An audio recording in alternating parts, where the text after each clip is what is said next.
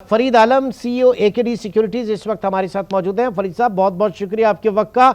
ये बताइए, क्या कहेंगे इस मूव को? ये कितनी बड़ी ये जो नोज डाइव है, क्या आप इसके लिए तैयार थे? मार्केट इसके लिए तैयार थी? जी, मेरा ख्याल है कि इस वक्त तो भेड़ चाल है, क्योंकि सारे अक्रॉस हमारी जो पाकिस्तान स्टॉक एक्सचेंज के अक्रॉस द सेक्टर्स सारे इकट्ठे ही गिरे हैं शेयर। हाँ। जो मैक्रो अगर मैं इसकी बात आपसे करूं अर्ज, तो इसमें यह है कि जो टैरिफ का इम्पैक्ट डेवलप्ड वर्ल्ड पे है वो डेवलपिंग कंट्रीज लाइक पाकिस्तान पे उस लेवल का डेवास्टेटिंग या बहुत उस तरह का इफेक्ट नहीं आना चाहिए मीडियम रन।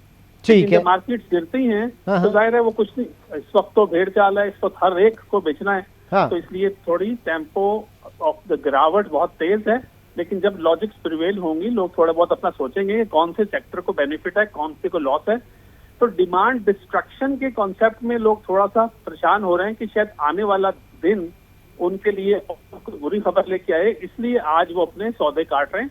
अदरवाइज जो लोग साइड पे बैठे हैं या जिनको इन्वेस्टेड नहीं है, जो इनकी लेवरेज पोजीशंस नहीं है, वो बाय भी कर रहे हैं।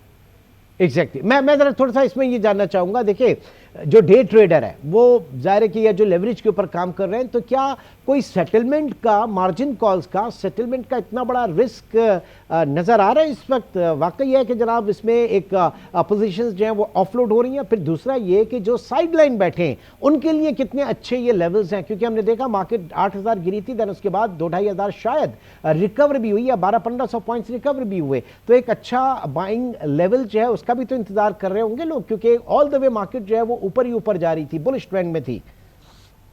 मैं इत्तेफाक करता हूं आपकी बात से कि बहुत सारे लोग जो हैं अनइन्वेस्टेड थे, देख रहे थे किसी के अपॉर्चुनिटी का, लेकिन क्योंकि ये जो इस वक्त इक्विटीज अराउंड द पूरी दुनिया में क्योंकि ये तहलका मचा है, तो इसलिए सब लोग थोड़ा नर्वस हुए हैं। जो अगर स्पेसिफिक टू पाकिस्तान होता तो मेरे और आपके लिए आंसर करना थोड़ा आसान था। इस वक्त लॉजिक्स पे बात नहीं हो रही, इस वक्त हो रही है कि भाई demand destruction from the west, और अपने जो इलाका जहां आप कोई भी सेक्टर उठा के देख लें तो उसमें ये सिर्फ लोगों की सोच थोड़ी गालिब आ गई है कि शायद कल पूरी दुनिया सेक्शन में चली गई है या चली जाएगी। तो मेरा ये ख्याल है और ये मेरा मानना है, अगर इसका मैं मतलब एक ग्लोबल आंसर दूं तो इक्विटीज अंडर प्रेशर और कमोडिटीज अंडर प्रेशर हैं और थोड़ी देर शायद और रहें।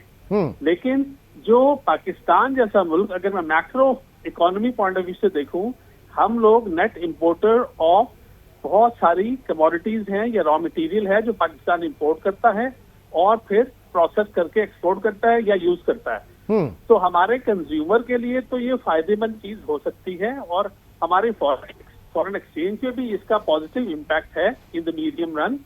लेकिन जो इस वक्त इस जो प्रोनाउंस या बहुत ज्यादा जो लोग इक्विटी वाले अपनी पोजीशन काट रहे हैं, ये वो लोग हैं जो म्यूचुअल फंड्स में रिडम्पशन देने के चक्कर में हैं कि हो सकता है कल और गिर जाए तो आज ही काट लो, या जो वो लोग जो के मार्जिन पे काम करते हैं।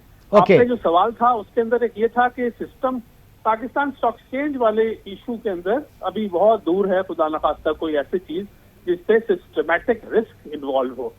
हम वहां तक नहीं है, बिकॉज मार्केट अभी भी अच्छी है और अच्छी जो हमारे ऐसे में फरीद साहब, ओवर द पीरियड जो चेंजेस आई, मैं इसी गिरती हुई मार्केट, यही टेस्टिंग होती है आपके किसी भी क्राइसिस की। 2005 का क्राइसिस ले मार्केट गिरी, लेवरेज पोजीशंस थी और सेटलमेंट का क्राइसिस था और वो एक बड़ा बलून जो है वो बन चुका था उसका। तो उसमें और आज के दौर में मार्केट आज भी गिर रही है और इतनी बुरी तरीके से गिरी है, लेकिन हमारा जो सेफ्टी वॉल्स हैं वो कितने इफेक्टिव हैं और हमारा सिस्टम जो है वो कितना इंटैक्ट है, ये इसके ऊपर जरा मैं जानना चाहूंगा फरीद साहब। जी, मेरा ख्याल है कि हमारा जो सिस्टम है खासा रॉबस्ट है और हमारे जो मार्जिन ट्रेडिंग या जो लेवरेज पोजीशन है वो ओवरऑल बेसिस पे अगर देखा जाए, हाँ अमाउंट वाइज लोग जो फॉलो करते हैं कि फ्यूचर में, और जो मार्जिन फाइनेंसिंग की फिगर्स जो नॉर्मली चल रही हैं वो आज से 6 महीने या साल पहले बहुत कम होती थी क्योंकि प्राइसेस ऑफ द शेयर थी। अब अगर कोई बंदा जिसके पास 5 लाख फ्यूचर में पीएसओ है जो पहले 300 का था फिर 400 का हुआ, तो जाहिर है एब्सोल्यूट अमाउंट फ्यूचर या मार्जिन या लेवरेज पोजीशन की ज्यादा नजर आती रही ठीक। Over the period.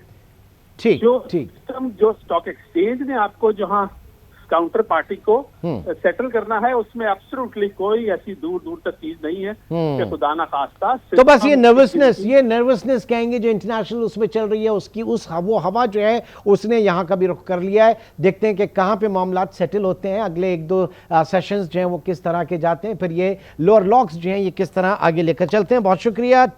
CEO AKD securities Farid आलम साहब इस वक्त हमारे साथ मौजूद थे।